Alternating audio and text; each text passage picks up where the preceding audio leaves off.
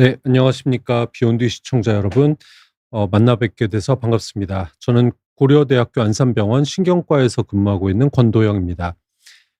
올해 또 다시 이제 비욘드 시청자 여러분들 만나 뵙게 돼서 반갑고요. 일단 오늘 첫 번째 제가 준비한 내용은 뇌신경이 퇴행하는 대표적인 신호들에 대한 말씀을 드리겠습니다. 그리고 우리가 나이를 들어가지만 노화라고 하는 것과 질병이라고 하는 거는 차이가 있습니다. 그 어떤 감별 포인트가 있는지를 말씀을 드리면서 우리가 어떻게 테스트해 보는지 그리고 어떻게 대처하는 것이 좋을지 이런 부분들에 대해서 말씀을 드려보겠습니다. 오늘은 첫 번째 2026년 첫 번째로 제가 하는 거라서 조금 일반적인 얘기들을 먼저 다뤄보도록 하겠습니다. 이런 내용으로 진행을 할 거고요. 옛날에는 평균 수명이 계속 늘어나는 건 잘 알고 계실 겁니다. 그래서 옛날에 이제 조기 사망 원인이 보통은 뭐 주상기에 문제가 생기거나 전쟁, 기아, 감염 같은 것들이 문제가 되다가 최근에 들어서는 젊은 사람들은 뭐 사고나 자살 같은 부분으로 사망을 하게 되겠죠. 갈수록 평균 수명은 늘어나고 있습니다. 그렇기 때문에 요즘의 문제는 오랜 시간 동안 내가 하나의 기관을 갈아 끼지 못하고 가동하면서 생기는 암이나 혹은 퇴행성 뇌질환 같은 이런 질환들을 어떻게 발견하고 조절하냐에 따라서 내가 오래 살아가는 동안 그래도 행복하게 살 수 있는지를 정하는 것 같습니다. 우리가 노화라는 말을 많이 합니다. 우리가 5대 노년 증후군이라고 말을 하면 보통은 낙상, 보행장애, 근감소, 그리고 요실금, 허약 이런 것들을 5대 노년 증후군이라고 하는데요. 대부분 낙상과 보행장애, 근감소 같은 애들이 다 같이 가는 것 같습니다. 일반적으로 우리가 어릴 때 태어나서 다시 이제 어릴 때처럼 기저귀를 찬다라고 얘기를 하는데 일반적으로 조직은 우리가 생각하는 뇌는 보통 20살부터는 이제 기능이 떨어지기 시작한다라고 합니다. 그래서 보통 뭐 30살만 되더라도 뇌 기능은 조금씩 떨어진다라고 생각을 하면 될 것 같은데 어떻게 나이 들어서 80세, 90세, 100세까지 건강하게 관리하는지를 한번 보도록 하겠습니다. 우리가 나이라고 하는 거는요. 생물학적 나이가 있고 시간상의 나이가 있습니다. 그래서 우리가 내가 몇 살을 살았다라는 거는 시간상의 달력상의 나이긴 하지만 우리가 어떻게 그동안 생활 습관을 했고 어떤 환경에서 어떻게 내가 유전적인 부분을 가지고 잘 관리했냐에 따라서 생물학적 나이라는 게 나눠집니다. 이건 인터넷에 돌고 있는 제가 그림을 가지고 온 건데 누구를 뭐 비하하고 이런 건 아니고 두 분이 같은 나이라고 합니다. 사실 딱 보기에는 같은 나이라고는 잘 보이지 않죠. 그래서 이게 보통은 유전적인 게 많다라고 하긴 하지만 유전적인 것보다 오히려 내가 어떻게 살아가는지 관리하는지가 중요한 것 같습니다. 일반적으로 우리가 나이가 들었다라고 하면 뭐 얼굴이 처지고 주름이 생기고 기억이 깜빡깜빡하고 눈이 침침하다 이런 얘기들을 합니다. 일상생활에서 약간 예시를 들면 제가 요즘에 이제 나이가 들었다라고 저도 느끼는 부분인데요. 첫 번째는 차를 몰고 가서 후진 주차를 할 때 옛날같이 한 번에 못 넣고 있습니다. 그리고 몇 번을 왔다 갔다 하게 되고 그러다가 또 뭔가가 부딪힐 뻔하고 실수가 생깁니다. 그래서 '왜 이러지?'라고 생각을 했는데요. 제가 친구들을 만나서 얘기를 해 보면 주변에 제 동갑나기 친구들도 다들 같은 경험을 하고 있더라라는 부분이 놀라웠습니다. 두 번째는 제가 최근에 스마트폰을 바꿨는데 스마트폰 문자를 자꾸 터치를 하는데 오류가 생깁니다. 그 얘기를 했더니 친구들도 "아 이번에 나온 기계가 자꾸 좀 오타가 많이 나는 문제가 있다."라고 했는데요. 제가 충격을 받았던 건 저희 아들은 제 핸드폰을 가지고 오타가 한 번도 없이 잘 치더라고요. 그래서 생각해 보니까 그게 뭔가 기계의 문제가 아니고 '우리가 나이가 들어간다.'라는 이야기인 것 같습니다. 보통 이런 스마트폰이나 이런 운전을 할 때 자꾸 문제가 생기는 거는 내가 시공간 능력, 입체시라고 하죠. 이렇게 입체감을 느끼는 기능이 떨어지게 되고요. 두 번째는 어떤 정보가 들어왔을 때 처리하는 속도가 늦어지고 또 내가 생각을 한다 하더라도 그게 내 몸으로 움직이는 협응 능력이라고 하는 뇌와 몸의 연결이 저하가 되고 또 이런 내가 후진 주차 같은 거 할 때 고개를 돌릴 때 이런 가동성이 감소를 한다. 이런 여러 가지 이유로 인해서 이렇게 생활을 하기가 힘들어진다라는 걸 느낄 수가 있습니다. 그런데 그런 부분들은요. 우리가 보통 말하기에는 노화라고 합니다. 노화. 노화는 그냥 내가 나이가 들어가면서 생기는 자연스러운 나이가 들어감이라는 얘기죠. 그래서 신체 기능은 누구나 나이가 들어가더라도 저하가 되게 됩니다. 근데 그 중간의 단계가 있습니다. 노쇠라고 합니다. 노쇠는 나이가 들어서 기능이 떨어지긴 하는데 그게 이제 기능의 저하가 생활에 지장을 줄 정도로 생활에 영향을 줄 정도로 매우 저하되어 있는 상태를 노쇠라고 하고요. 그다음에 더 심각해지고 이것들이 비정상적이고 이 내 몸에 해로운 악영향을 주게 되면 그걸 우리가 질병이라고 합니다. 사실 노화라고 하는 건 나이가 들어서 어쩔 수 없는 신의 영역입니다. 우리가 잘 관리를 해야 되겠지만 나이가 들면 기능이 떨어지는 건 어쩔 수가 없고요. 두 번째 노쇠는요, 관리의 영역입니다. 내가 평소부터 특히 젊을 때부터 관리를 잘하게 된다면 노쇠는 어느 정도 예방을 하고 막을 수 있다라고 생각을 합니다. 하지만 그게 이제 넘어가서 질병이 생기게 되면 그다음부터는 내가 관리만으로는 안 되고 치료의 영역으로 들어가는 거가 되겠죠. 그래서 제가 오늘 주로 드릴 대표적인 말씀들은 노쇠에서 질병으로 넘어가는 이런 치료의 영역으로 들어가는 그런 초기 사인들을 몇 가지를 대표적인 것을 보고 일반적으로 우리가 어떻게 적용을 할 수 있으면 좋을까, 어떻게 테스트하면 좋을까를 위주로 제가 한번 설명을 드려보도록 하겠습니다. 이렇게 네 가지를 정리했습니다. 첫 번째는 인지 기능의 저하고요. 이거를 저는 표현을 이렇게 했습니다. 뇌신경의 고속도로 연결망에 장애가 있다라고 이야기를 하겠습니다. 두 번째는 후각 기능의 저하이고요. 이거는 뇌신경 출입구가 망가지는 거다라고 얘기를 합니다. 세 번째는 수면 조절을 하는 스위치의 장애라고 하는데요. 꿈에서 잠꼬대가 행동으로, 제가 여러 번 말씀드린 바가 있지만 꿈에서의 잠꼬대가 행동으로 옮겨지는 수면 조절 스위치의 장애라는 부분이 있고요. 네 번째는 역시 걸음걸이의 이상입니다. 이거는 저희가 보통 뇌와 내 몸의 연결고리가 고장났다라고 이야기를 해서 이 네 가지가 뇌신경 퇴행 그리고 질병으로 나타날 수 있는 초기 신호들이라고 설명을 드리고 하나씩 보도록 하겠습니다.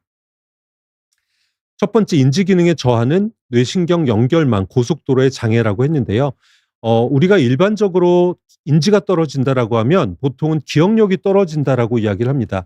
근데 사실 의사들은 특히나 이런 치매나 퇴행성 질환을 보는 의사들은 기억력이 떨어지는 것만 얘기하는 걸 별로 반가워하지는 않습니다. 왜냐하면 기억력은 인지 기능이라고 하는 여러 가지 내 뇌의 능력에서 일부일 뿐입니다. 물론 알츠하이머 치매는 기억력이 떨어지는 게 대표적이긴 하지만 여기 오른쪽에 표에 보시는 것처럼 아주 많은 기억력, 집중력, 집행 능력, 언어 능력, 판단 능력, 시공간 캐치력, 시력 이런 여러 가지 너무나 많은 인지 기능이 있기 때문에 단지 기억력만으로 얘기를 하지는 않습니다. 우리가 그런데 이제 제일 중요한 게 기억이니까 기억을 처리하는 과정을 보자면 저는 은행의 ATM기라고 생각을 하거든요. 일단은 돈이 있어야 ATM기에 돈을 넣습니다. 그게 입력을 한다라고 말을 하고요. 어떤 기억에 대한 정보가 들어올 때 수초 내로 순간순간 내가 바로 쓱 지나가는 소리, 스쳐가는 소리를 듣는 거를 우리가 감각 기억이라고 하고 그게 조금 더 오래 한 1분 정도 이내로 저희가 저장을 하는 것들을 단기 기억이라고 합니다. 그다음에 그런 것들이 그중에서 이제 쓸모 있는 애들을 나머지 애들을 다 망각이라고 해서 버려버리고 쓸모 있는 애들을 내 뇌 안쪽에 깊숙이 저장하는 걸 장기 기억이라고 합니다. 근데 우리가 ATM기에 돈을 넣기만 하면 안 되겠죠. 돈을 꺼내서 써야 되기 때문에 내가 기억해놨던 것들을 꺼내는 것들을 저희가 인출이라고 하는 용어로 사용을 합니다. 그 어느 부분에 문제가 생기더라도 들어오질 않아도 저장을 못해도 꺼내지 못해도 인지기능, 기억력이 떨어진다라고 생각을 할 수가 있는데요. 나이가 들면 어떻게 되느냐? 일률적으로 똑같이 떨어지는 건 아닙니다. 첫 번째, 그대로 가는 기억들이 있습니다. 그걸 저희가 절차 기억이라고 하는데요. 예를 들어 자전거를 타는 건 아기 때 배워놓으면 나이가 들어서 타도 여전히 탈 수가 있습니다. 두 번째는 대표적인 예로 신발끈을 묶는 것도 한 번만 내가 배워놓으면 나이가 들어도 똑같이 할 수가 있습니다. 그런 것들은 내 몸이 기억한다라고 해서 저희가 절차 기억이라고 하고요. 나이가 들어도 유지가 됩니다. 두 번째는 인지 중에 오히려 나이가 들면 더 좋아지는 것들도 있습니다. 그거를 결정성 지능이라고 말을 하는데요. 우리가 교육이나 경험 그리고 학습으로 습득된 지식 이런 경험을 활용하는 능력 같은 것들은 나이가 들면 오히려 좋아집니다. 그래서 어휘력이나 언어 능력, 종합적인 판단 능력 또는 통찰력 같은 것들은 더 좋아진다라고 되어 있고요. 그런데 이제 많은 인지 기능들이 나이가 들면 떨어집니다. 그거를 저희가 유동성 지능이라고 하는데요. 보통은 새로운 지식을 받아들이는 정보 수용 능력 혹은 처리 속도 그리고 내 기억을 꺼내는 인출 속도 그리고 한 번에 여러 가지를 멀티태스킹을 할 수 있는 능력들은 나이가 들수록 떨어지는 것으로 되어 있습니다. 표로 밑에 잠깐 보시면 이렇습니다. 나이가 들어서 저하되는 건 주로 하드웨어입니다. 낡으니까요. 유지되거나 항상 향상되는 건 소프트웨어입니다. 그래서 보통은 하드웨어 위주에서 나이가 들면 떨어지는 기능은 속도, 순발력, 단기적으로 빨리빨리 저장하는 거, 멀티태스킹 같은 것들은 느려지게 되고요. 오히려 누적된 지식, 그 하나의 지식의 깊이, 그리고 이런 경험에서 나오는 뭐 내 위기를 관리한다든지 통찰력 혹은 어휘력 같은 것들은 나이가 들어도 좋아진다라고 이야기를 합니다.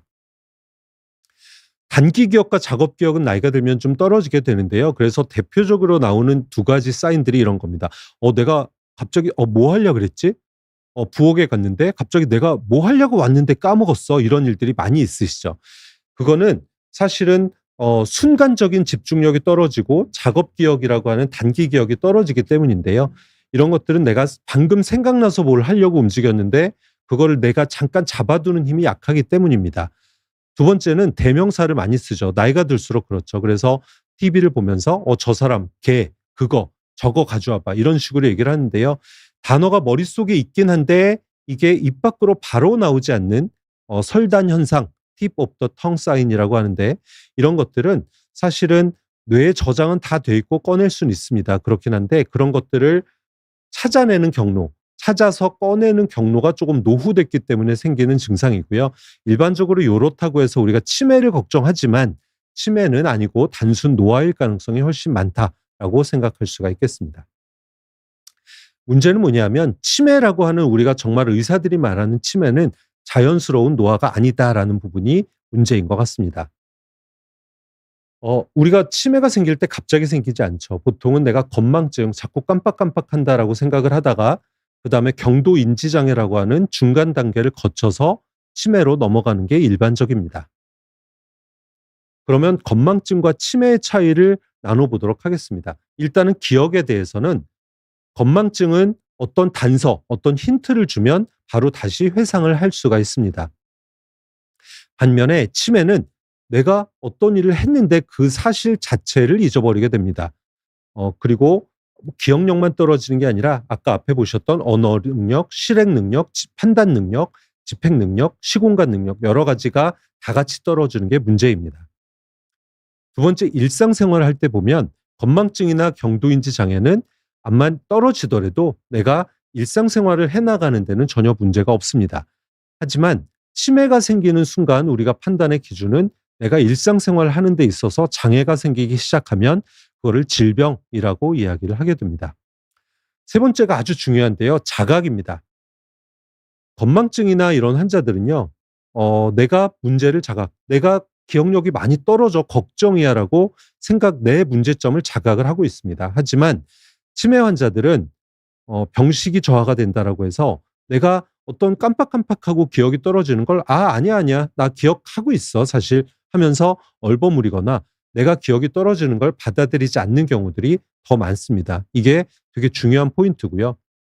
정서나 성격에서 보면 건망증 환자들은 그런 부분들에 대해 민감해지거나 뭔가가 좀 불안해지거나 걱정을 하게 됩니다. 반면에 치매 환자들의 정서나 성격은 어떤 성격 자체가 변하거나 어떤 거를 의심을 하거나 없는 거를 생각하거나 보는 것 같은 환각 증상이 있으면 그거는 치매의 증상 혹은 뭔가 질병의 증상이라고 볼 수가 있겠고요. 진행에 있어서도 건망증을 왔다 갔다 합니다. 내가 뭐 정신없을 때는 건망증이 많이 생기고요.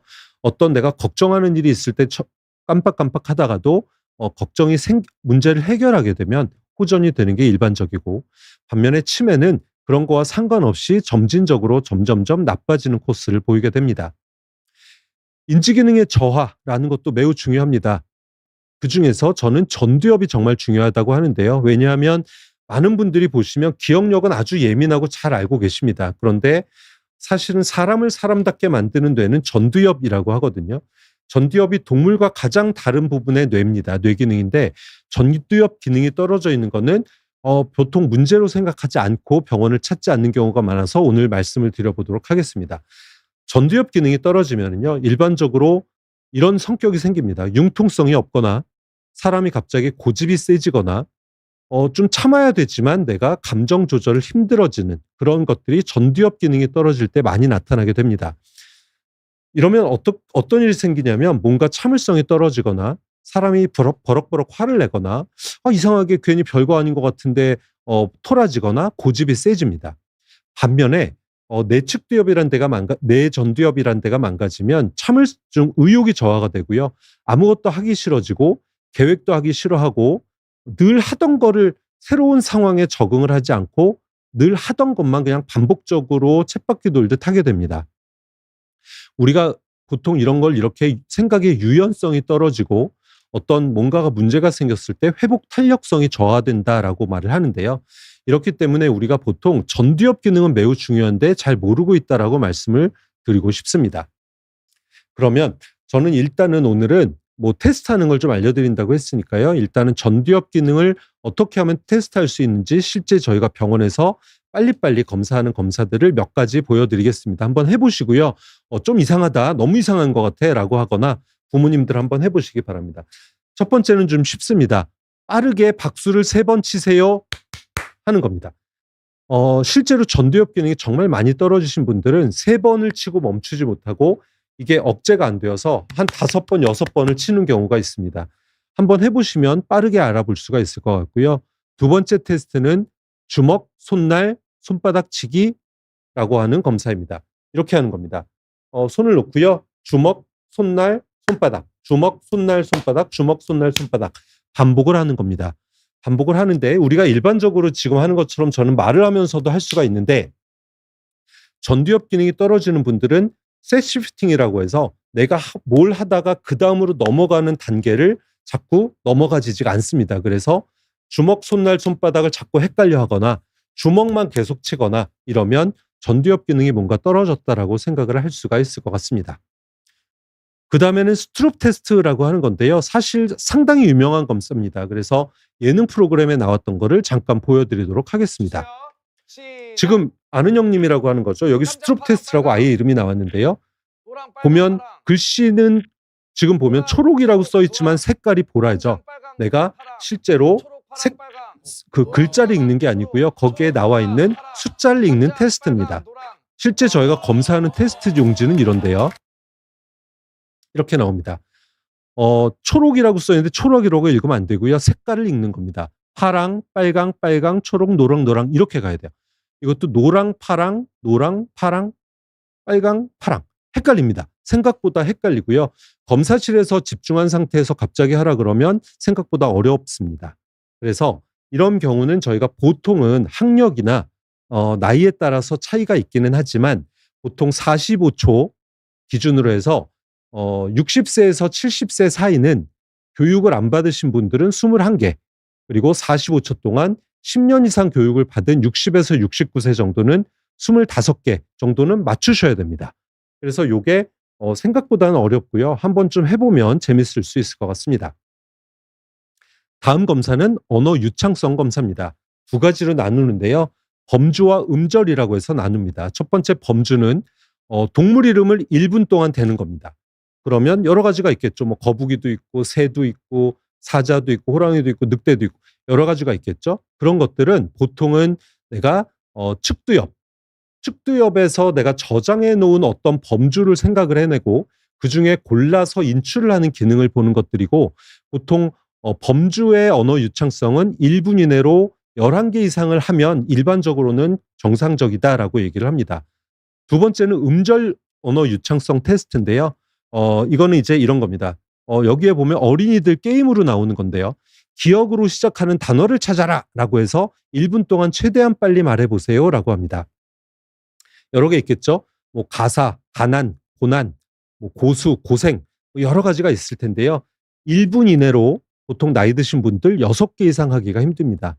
그래서 이런 경우는요. 보통은 측두엽에 저장을 해놓은 거라기보다는 기억으로 시작되는 단어를 내 머리에서 상상을 하고 그거를 빠르게 단어로 만들어서 뽑아내야 되기 때문에 보통은 전두엽 기능을 더 많이 반영한다라고 이야기를 합니다.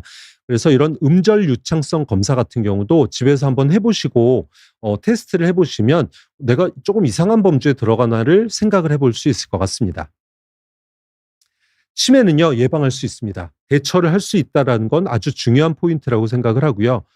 얼마나 예방할 수 있니? 일반적으로 나온 연구를 보면 우리가 잘 관리하면 맥시멈 최대한 40% 정도의 치매는 예방할 수 있다라고 이야기를 합니다. 어떤 것들이 있는지 잠깐 보겠습니다.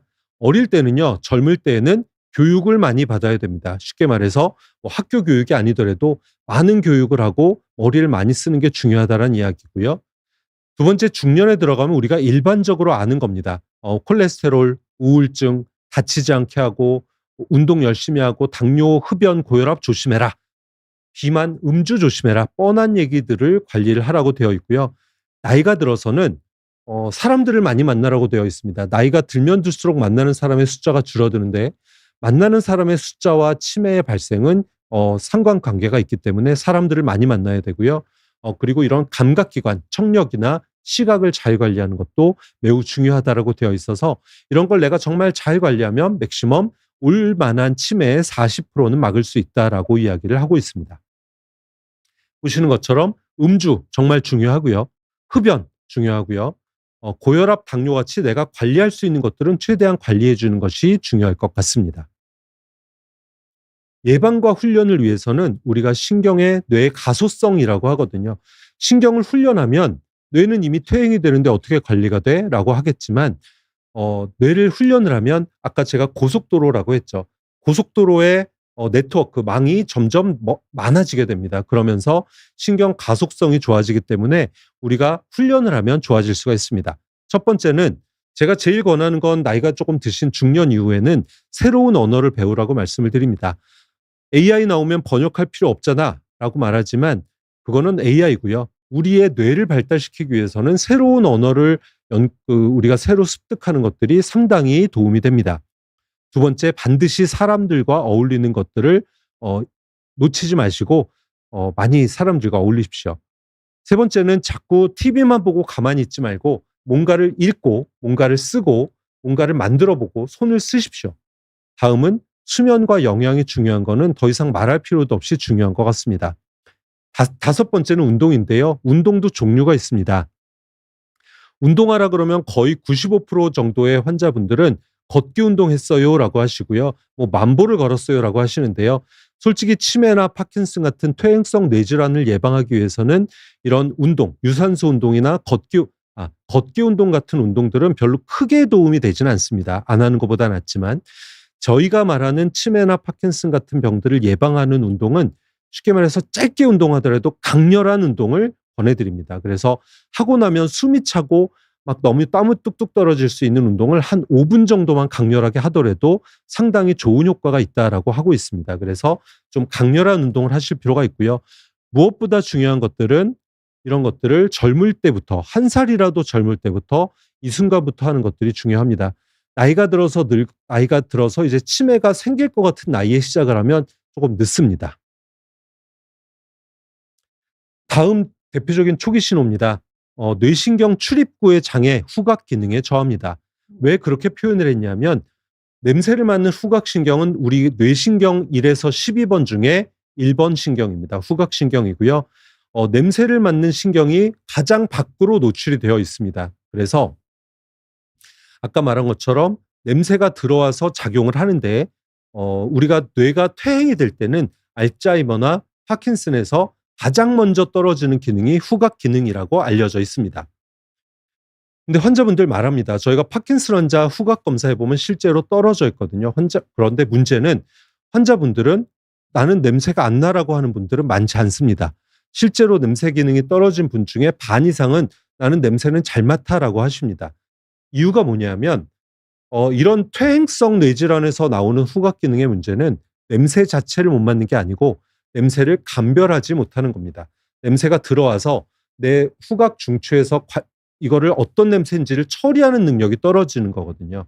그래서 본인은 잘 모를 수 있기 때문에 이게 내가 냄새가 난다 안 난다 해가지고 얘기하시면 병을 놓칠 수 있다라는 이야기죠. 또 뭐 여러 가지 후각 기능 저하의 이유가 있습니다. 뭐 예를 들어 감기가 걸린 다음에 후각 기능이 떨어지거나 머리를 다친 다음에 후각 기능이 떨어지는 경우가 있어서 그럴 때에는 이런 치매나 이런 퇴행성 후각 기능 저하와는 조금 다르다. 라고 말씀을 드릴 수가 있고요. 병원에서는 이런 걸로 테스트를 합니다. 그래서 냄새가 나나 안 나나를 보는 게 아니고 이런 몇 가지의 12개죠. 12개 카테고리에서 각각 4가지의 냄새를 주고 이 냄새를 맡게 한 다음에 이게 무슨 냄새인가요를 맞추게 합니다.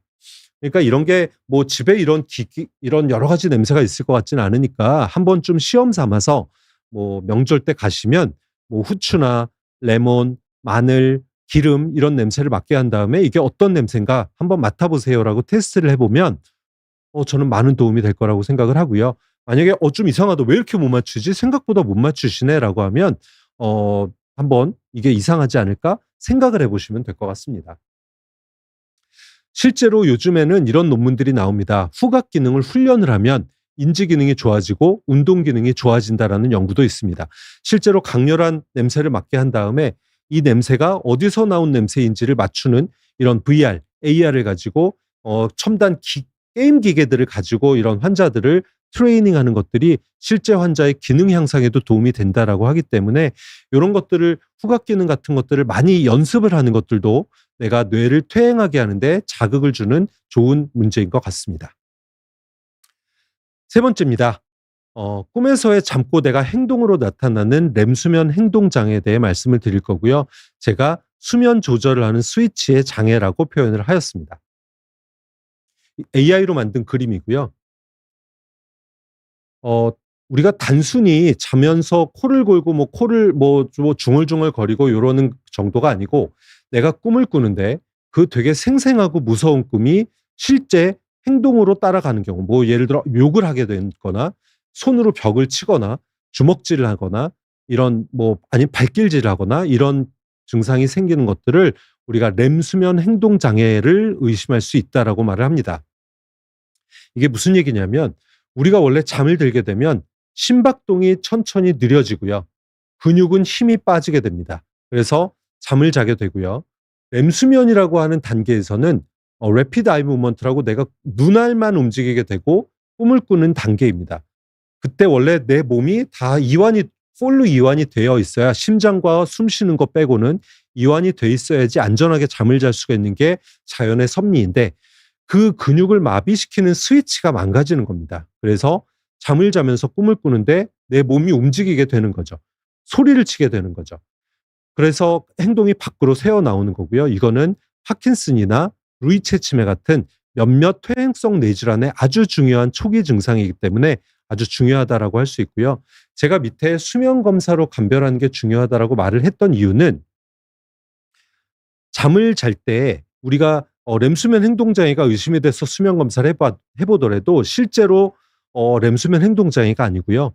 사실은 어 잠꼬대, 코골이, 수면 무호흡을 하다가 숨이 너무 차 가지고 "예." 하면서 깜짝 놀라는 경우를 렘수면 행동 장애로 오인하는 경우도 있기 때문에 검사를 반드시 해볼 필요는 있습니다.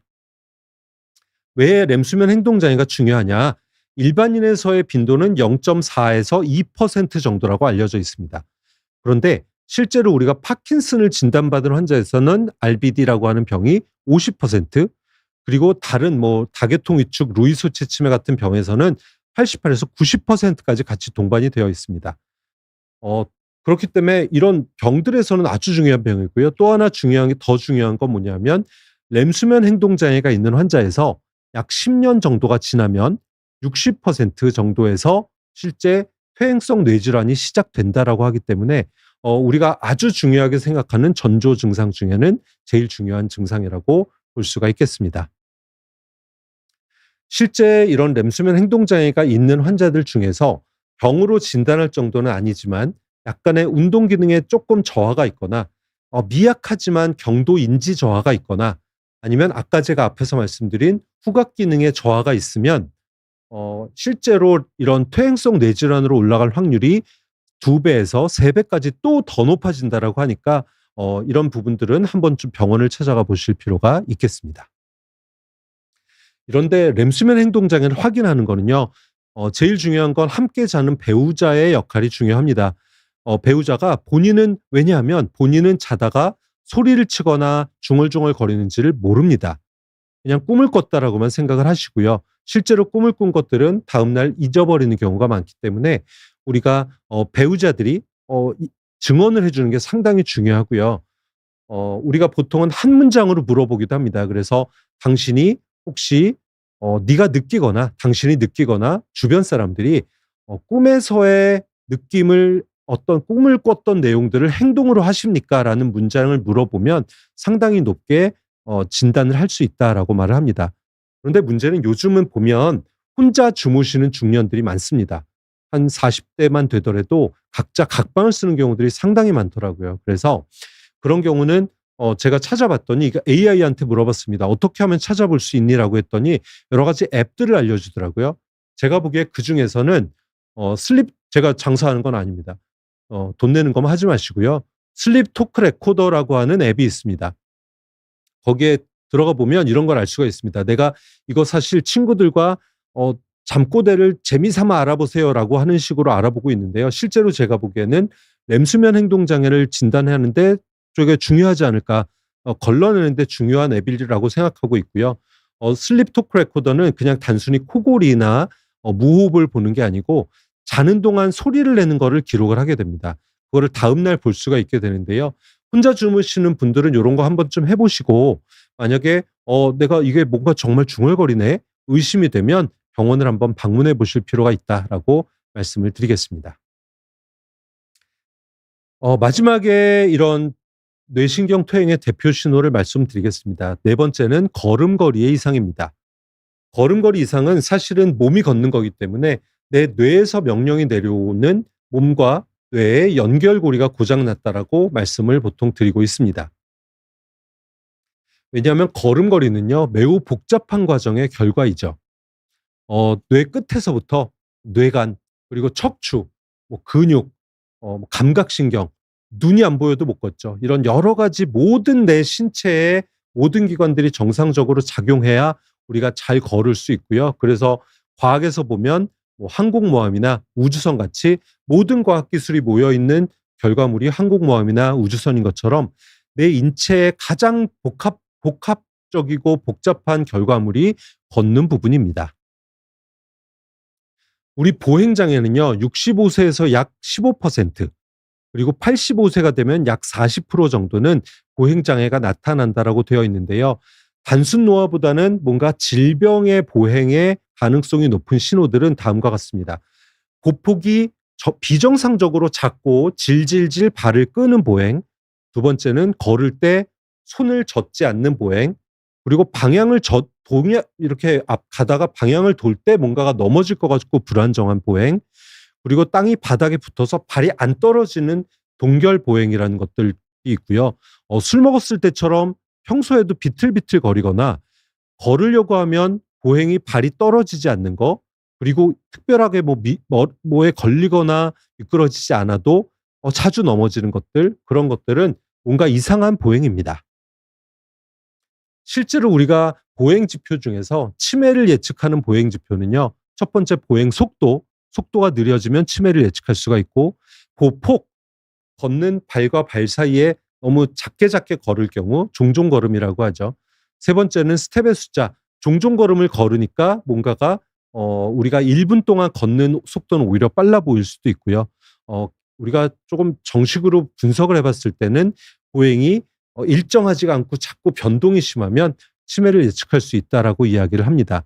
그래서 우리가 다시 정리를 해보면 걷는 속도가 느려지거나 보폭이 줄어들거나 팔자 걸음을 하거나 아니면 이렇게 같은 경우는 보통은 노화 그리고 질병으로 넘어갈 위험이 높다라고 이야기를 할 수가 있습니다. 또 하나 볼 수 있는 건 이런 겁니다. 우리가 아까 멀티태스킹이 안 됐다고 했던 것처럼 우리가 걷다가 어떤 태스크, 인지 기능을 쓰게 되면 걸음이 느려지거나 걸음이 멈춰지는 경우가 많습니다. 그래서 이렇게 걷던 약간 뭔가 불안불안하게 걷는 어르신들 옆에서 한번 말을 걸어보시거나 아니면 숫자를 세보라고 하거나 뭐 구구단을 외워보라고 하면 갑자기 눈에 띄게 걸음 속도가 더 느려지거나 더 불안정해지거나 아니면 그걸 생각하려고 보면 걸음이 멈춰지는 경우는요. 치매의 위험도가 매우 높다라고 되어 있습니다. 그래서 그런 경우는 병원을 한번 찾아보시는 것도 좋을 것 같습니다. 저희 고려대학교 안산병원에서 신철 교수님께서 이제 코호르트 연구를 많이 하셨는데요. 거기서 연구했던 것들을 보더라도 우리나라 노인들의 경우에도 4m를 보행을 하는데 평균 0.83m/s, 그러니까 4m를 가는데 5초 정도가 걸리면 인지 기능이 무척 낮았다라고 되어 있었고요. 4m를 가는데 1m/s, 그러니까 4초 정도 걸린 분들은 큰 문제가 없었다라는 연구도 된 바가 있었습니다.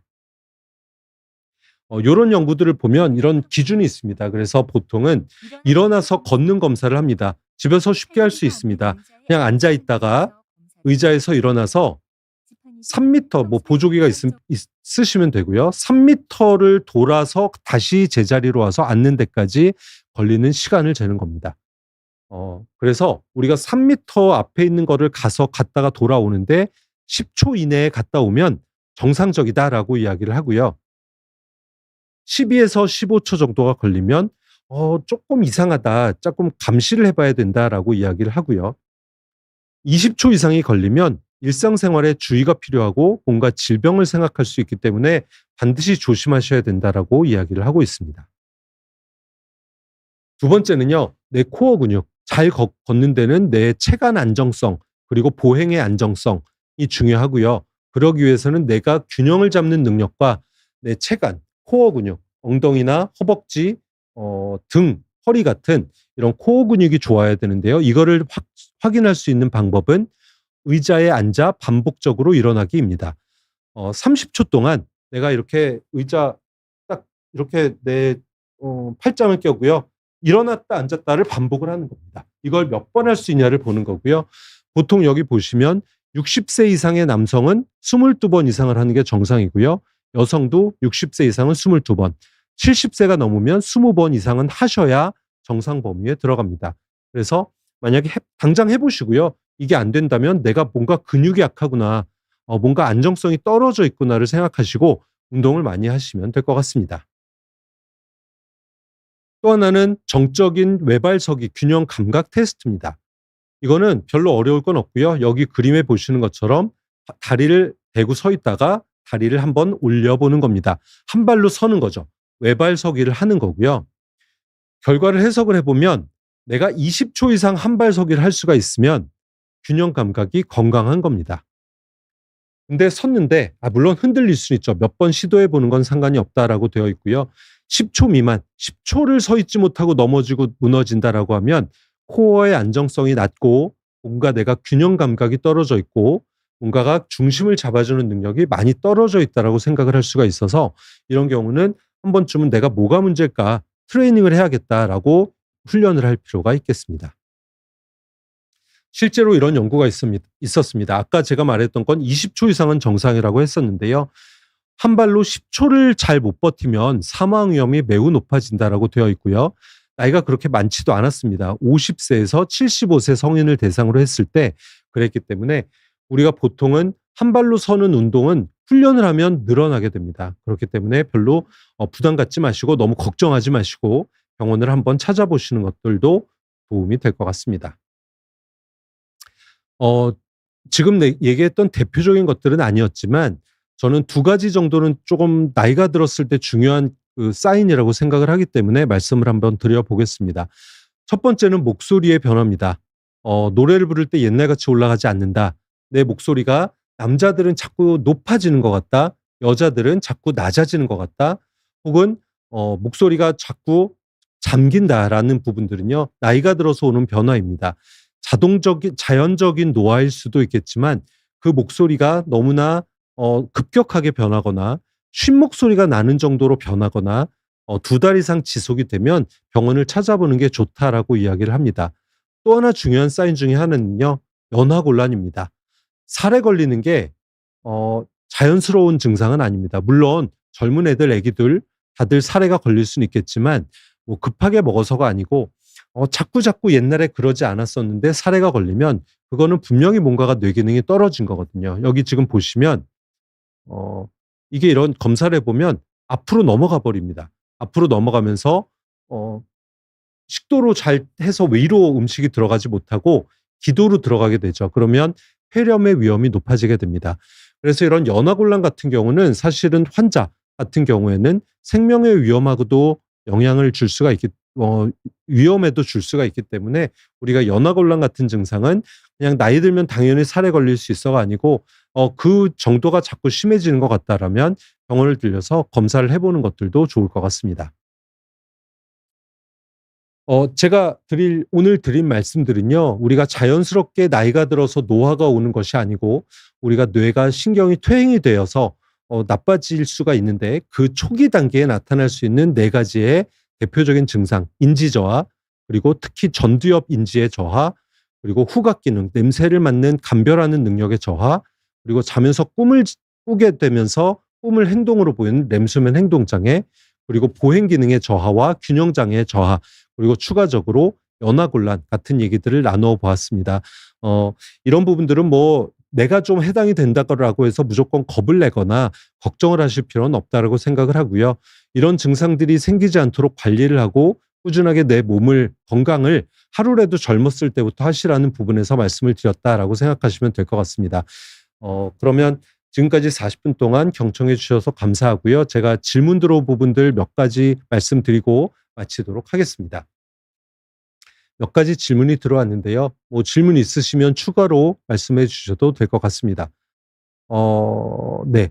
여기 지금 보시면 위에 뭘 보면 될까요? 네. 어르신들이 하는 가로, 세로 퍼즐 맞추기 게임 같은 모바일 게임이 저하 속도를 늦추는데 도움이 되는지를 물어보셨습니다. 좋은 질문입니다. 일단은 어떤 식으로든 머리를 쓰는데 모바일 게임, 인지기능 저하를 늦추는 데 도움이 될 겁니다. 그런데 그런 것들이 종류가 너무나 많습니다. 너무나 많아서 요즘에는 오히려 반대로 디지털 치료제라는 게 나라에서 공인이 된 것들이 있습니다. 그건 뭐냐면 이런 여러 가지 게임 같은 모바일 게임이나 인지기능을 좋아지게 한다라고 하는 훈련들 중에서 실제로 근거가 있고 그것들을 의학적으로 검증을 해봤더니 정말로 좋아지는 연구 결과가 있고 그런 것들이 검증이 되어서 나라에서 인정한 몇 가지들을 실제로 치료제로 사용하는 것들이 있습니다. 그래서 그런 것들은 조금 더 우리가 증거가 좋고 그런 것들을 쓰면 더 좋아진다라는 것들이 있겠지만 일반적으로 우리가 뭐 퍼즐이나 여러 가지 것들을 모바일을 사용해서 하더라도 도움은 될 수 있습니다. 단 그것만 하시면 안 됩니다. 아까 말했던 것처럼 실제로 내가 TV를 보거나 핸드폰만 하는 거 외에도 실제로 내 몸을 움직이고 손을 쓰고 말을 하고 글을 쓰는 그런 연습들을 많이 하시는 것들도 제가 권유를 해드립니다. 다음 보겠습니다. 아버님이 제가 느끼기에 말을 완성하는 능력이 좀 떨어지시는 것 같다. 말씀을 유창하게 하진 않았지만 말이 자꾸 꼬인다. 혹은 말을 할 때 조금 어수선해진다라고 말씀을 하시는 것 같고요. 기능이 사실은 나이가 들면 조금씩 아까 말씀드린 것처럼 내가 생각하는 거에서 뭔가 꺼내야 되는데 그게 단어가 잘 생각이 안 납니다. 그래서 뭔가가 인출을 하거나 꺼내는데 뭔가가 망가질 수가 있기 때문에 그런 부분들은 물론 정상은 아니죠. 노화라고 볼 수는 있고요. 근데 그 한 가지만 가지고 치매를 걱정할 필요까지는 없을 것 같고 아까 제가 말씀드렸던 몇 가지들 중에서 이것저것 좀 상황들이 어떻게 되는지를 보시고요. 특히나 언어 능력 같은 경우도 이게 지속적으로 나빠지시는지를 볼 필요가 있을 것 같습니다. 특히나 말씀을 하실 때 그런 것들을 훈련을 좀 해보시고요. 한번 테스트를 어떤 똑같은 것들을 가지고 반복적으로 테스트를 해보는 것들도 도움이 될 것 같습니다. 또 다음 내용은 50대 초반이신데 질문을 주셨습니다. 7시에 일어나고 10시가 되면 머리가 멍하다. 커피를 마시면 없어진다. 저혈압이 있는데 연관이 있는지요? 1번. 저혈압이라고 하는 병은 사실은 없습니다. 저혈압은 혈압이 떨어져서 내가 정말 어질어질하고 이런 정도로 떨어지는 경우는 사실 멍하다라는 것과는 큰 상관은 없을 것 같고요. 오히려 저혈압이 내가 멍한데 영향을 줄 정도라면 기립성 저혈압인지를 한번 찾아보셔야 될 것 같습니다. 기립성 저혈압은 내가 쪼그려 앉아 있거나 앉아 있다가 일어날 때 핑 도는 어지럼을 기립성 어지럼, 기립성 저혈압이라고 하고요. 실제로 질환으로 느낄 정도인지를 보려면 병원에서 검사를 해보셔야 됩니다. 커피를 마시면 멍한 게 없어진다라고 하는데 그거는 사실은 어떻게 보면 카페인에 약간 의존성이 생긴 상황이 아닐까 생각을 하고요. 이런 경우는 있습니다. 아침에 일어나면 조금 머리가 멍한데 시간이 지나면 조금 좋아져. 그런 경우는요. 혹시나 자는 동안 내 머리로 충분한 산소를 보내지 못하는 수면 무호흡이라고 하는 게 있는지 그런 경우들을 한번 생각해 보실 필요가 있겠습니다. 다음 질문을 한번 볼게요. 뒤돌아서면 깜빡깜빡하는데 뇌에 문제가 있을까요? 아까 말씀드린 것처럼 나이에 따라 다르겠지만 잠깐 단기 기억이 떨어지는 건 내가 뭔가가 잡생각이 많거나 걱정이 많거나 지금 하고 있는 일이 많거나 이런 일정 상황에서 나타날 수 있는 건망증일 가능성이 훨씬 많고요. 나이가 조금 있으시다면 자연적인 노화일 가능성이 훨씬 많습니다. 그게 깜빡하는 거는 걱정할 필요까지는 없으시고요. 그런 부분들이 일시적인지 아니면 시간이 지나면 점점 나빠지는지 아니면 제가 아까 말씀드린 것처럼 뭐 무슨 좀 걱정이 많은 상황이거나 최근에 내가 하고 있는 일이 너무 많거나 그러신지를 한번 생각해 보시는 게 좋을 것 같습니다. 다음 보겠습니다. 80세 아버님께서 점점 고집이 세고 대화하다가 갑자기 화를 내는데 뇌경색 때문일까요? 뇌경색이 어느 부위인지를 몰라서 답변을 드리긴 힘들 것 같습니다. 뇌경색 때문일 수도 있고요. 뇌경색이 특히나 아까 제가 앞에 말씀드린 것처럼 전두엽에서 오신 분이라면 더 영향을 줄 수 있을 것 같습니다. 그리고 뇌경색뿐 아니라 사실 80세 정도라면 뇌가 퇴행이 될 수가 있고 전두엽 기능이 떨어지면 갑자기 화를 내거나 그런 경우가 생기실 수가 있고요. 그런데 이제 그렇게만 무조건 볼 수가 없는 게 이런 경우도 있습니다. 화를 내시고 전두엽이 떨어졌나라고 생각했는데 실제로는 어떤 이유가 있는 경우가 있습니다. 뭔가가 서운해서 그러실 수도 있고요. 아니면 뭔가가 내가 정말 내 마음을 남들이 못 알아주는 게 서운해서 그럴 수가 있고 뭔가가 내가 정말 좀 화가 나는 이 일이 있어서 그럴 수도 있습니다. 그래서 쉽지 않은 거 압니다. 쉽지 않은 거 알지만 한 번쯤은 대화를 해보시는 게 더 답이 될 수도 있지 않을까 생각을 하고요. 혹시나 그런 게 아니다라고 생각을 하시면 아까 제가 말씀드린 전두엽의 테스트를 하는 것들 내가 뭔가 참고 스트랩 테스트가 내가 이런 글자를 그대로 읽고 싶은데 그걸 참고 색깔을 읽는 것들이거든요. 그렇기 때문에 그런 기능을 보려면 내가 스트랩 테스트라고 아까 말씀을 드렸던 것들을 한번 해보시면 도움이 될 것 같습니다. 시간 때문에 마지막으로 제가 한번 답변을 들어보도록 하겠습니다. 뇌 건강과 장의 건강이 관련이 많은지 궁금하시다라고 하셨습니다. 제가 나중에 이제 준비하고 있을 주제 중에 하나는 이런 장 건강 그리고 수면 같은 것들이 이런 퇴행성 뇌질환에 어떻게 영향을 주는지를 한번 정리해 보려고 하고 있는데요. 실제로 뇌 건강과 장 건강은 최근에 들어서 점점 관련이 많다라고 되어 있습니다. 사실 옛날에는 좀 무시했었고요. 한 5년, 6년 전만 해도 장에서 이런 파킨슨병 치매가 생긴다라고 말하면 아이 뭔 소리야라고 말했던 의사가 많았었는데요. 최근에 들어서는 거의 주류 의학으로 들어왔습니다. 그만큼 장 건강이 매우 중요하고요. 또 하나 놀라운 게 제가 얘기하지만 옛날에 선조들이 좋은 음식 먹어라. 배탈 나지 않게 배를 잘 이렇게 해라. 음식을 가려 먹어라라고 하셨던 게 지금의 과학으로 얘기를 하다 보면 정말 뇌 건강에 정말 중요한 이야기였구나라는 생각을 합니다. 그래서 그런 부분들은 실제 중요하고요. 나중에 저희가 기회가 되고 시간이 되면 그 부분들을 한번 다뤄보도록 하겠습니다. 네, 오늘 늦은 시간이 됐습니다. 10시가 다 돼 가는데요. 이렇게 들어주셔서 너무 감사드리고 앞으로 우리 관리 잘하고 조금 더 건강해서 병원에 오지 않아도 되는 그런 비욘디 시청자분들이 되시기를 바라겠습니다. 그럼 늦은 시간까지 들어주셔서 감사합니다. 이만 마치겠습니다.